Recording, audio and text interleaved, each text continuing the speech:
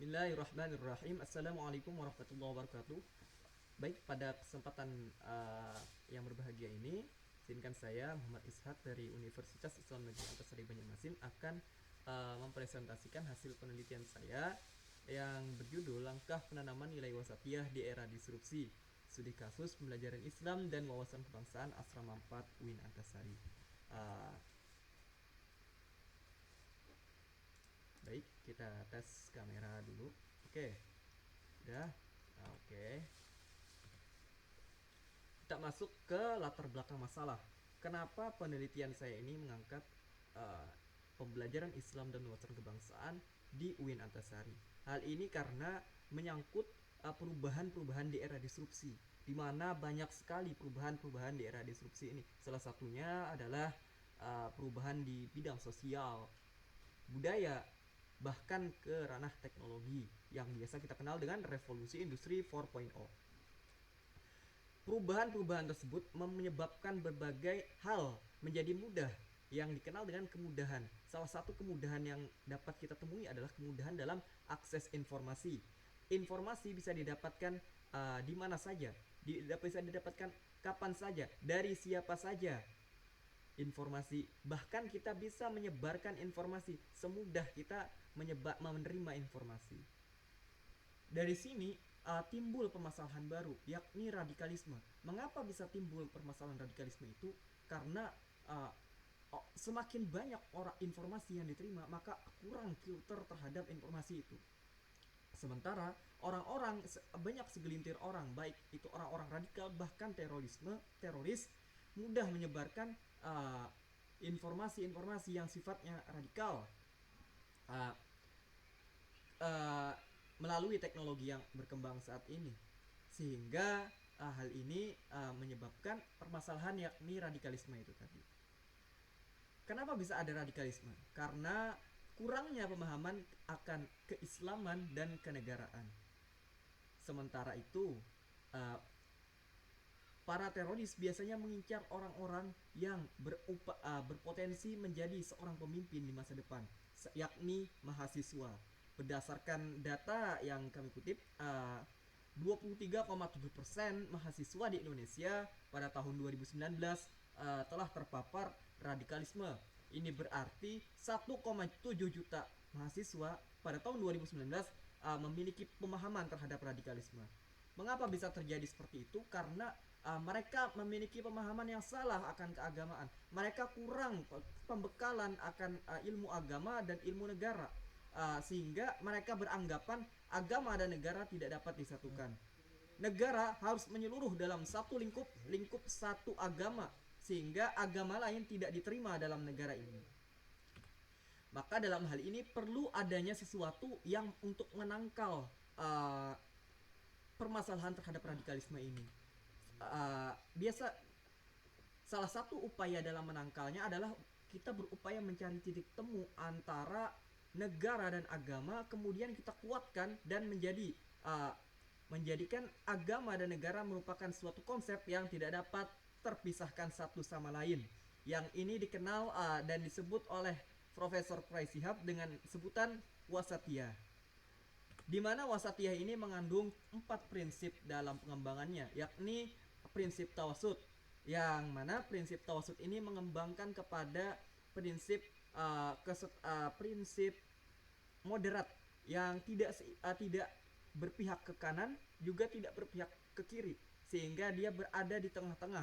Dan ini sesuai dengan prinsip yang diajarkan oleh Rasulullah dan diajarkan dalam Al-Quran.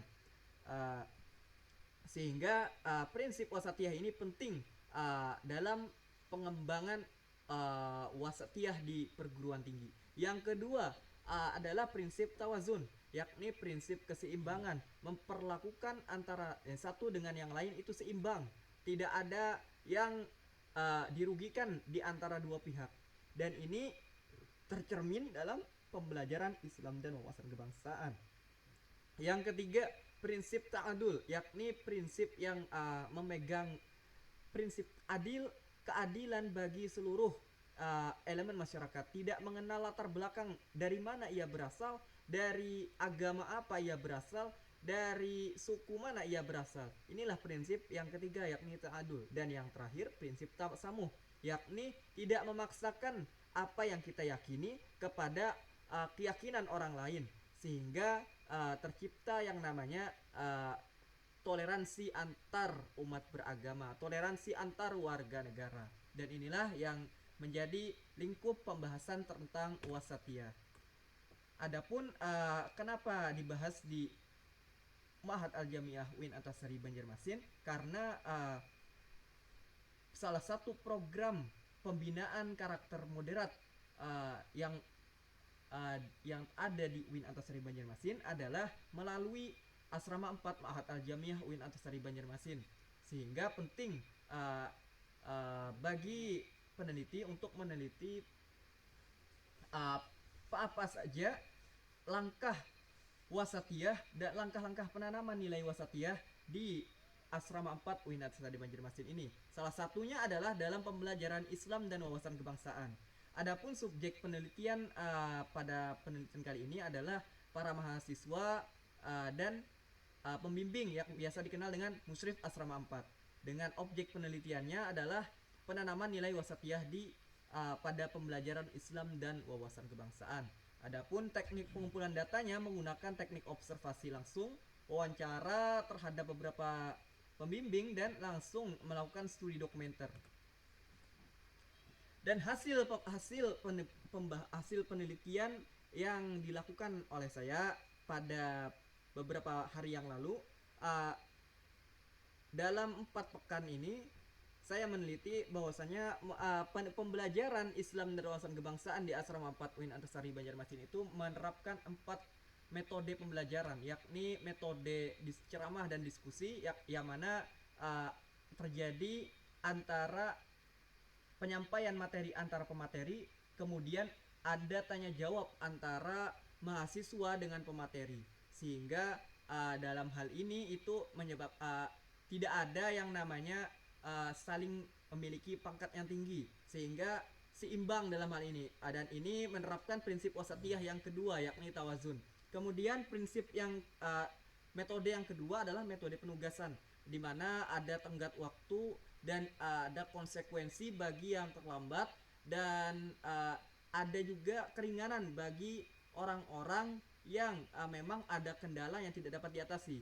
Sehingga dalam hal ini itu memang kita melihat bahwasanya ini sesuai dengan prinsip keadilan, di mana prinsip ta'adul, yang mana tidak memberatkan sebelah dan tidak memberatkan sebelah juga, sehingga sama bahwa jika ada yang memiliki kendala tidak terlalu dipaksakan bahwa ia harus mengumpul sekarang, namun yang lancar-lancar saja harus mengumpulkan tepat waktu. Itu yang namanya prinsip ta'adul dalam pembelajaran Islam dan wawasan kebangsaan.